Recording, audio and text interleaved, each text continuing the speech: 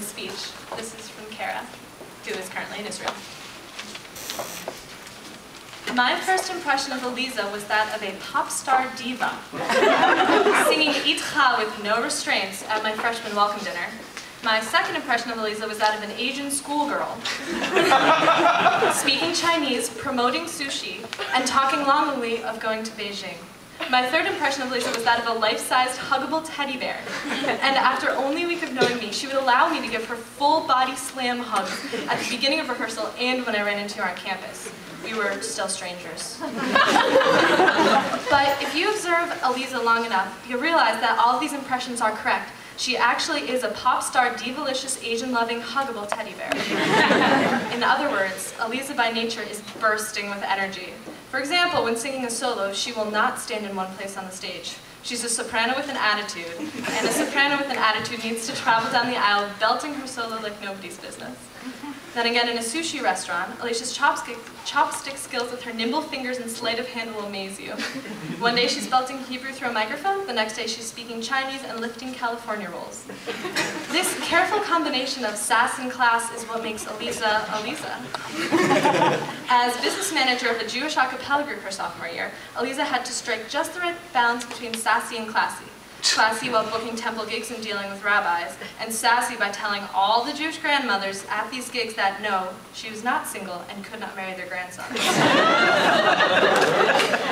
Aliza, your ridiculously high energy all the time, which stayed constant I hear despite your thesis, was one of those things that made me feel most welcome when I joined the group.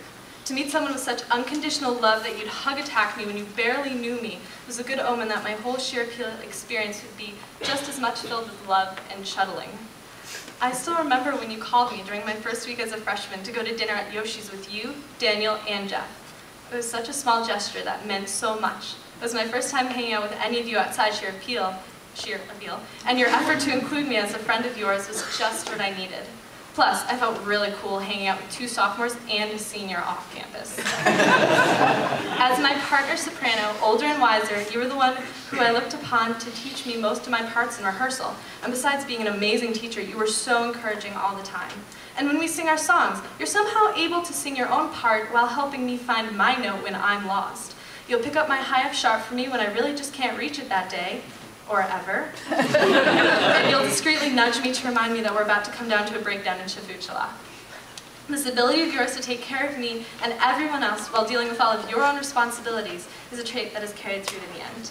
Your sophomore year, for instance, on the eve of the nighttime quad reception, you were the one to teach the youngsters all the necessary rules of the event inside your cozy room in West. When all 13 of us were stuck in an elevator at Grandma Rubin's apartment for an hour and a half, and 911 had put us on hold, you were right there in China, smiling down at us, helping us to safety. The semester you were in China was a very Aliza-less semester. I missed desperately your crazy dancing and your amazing choreography, your daily hugs, your Anchorman references, your sense of humor, and your voice in Shir Appeal. When we were in California without you, the best we could do to cope with your absence was to tag you in random Facebook pictures as the sun, or the moon, or the waves. And now that you'll be off in alumni heaven, I may have to start that up again. To think that I won't be able to just stop over your house to make cookies with you, more Shir Appeal, and the typing club, wherever you are, is something unimaginable right now. I knew when I went abroad that you wouldn't be here when I got back. But since the group was busy and rehearsing as usual, I got on a plane to a strange country. The fact hasn't sunk in, and maybe it won't. But I know it will when I come to rehearsal in the fall and the group is strangely small. When you leave, the group won't exactly be the Shir Appeal as I've known it for 3 years. But when you graduate, you'll be able to look at all your younger generation peels and know that you birthed them and raised them. Not literally gave birth to them, but taught them everything you know. Look at all of your younger peels. Look. How good their mouth shapes are, how attractive they are, how well they stack dance and blend their voices. As a bona fide mommy of Shir Appeal, taking every soprano and non-soprano under your wing, you have the right to be really proud of them and take credit. For everything except how attractive they are, that was because of their real parents. But seriously, your smiling face has been crucial to the group, and more importantly, to each individual person. You are energetic and bouncy and so intelligent, and this combination makes it fun to listen to you talk and debate and sing.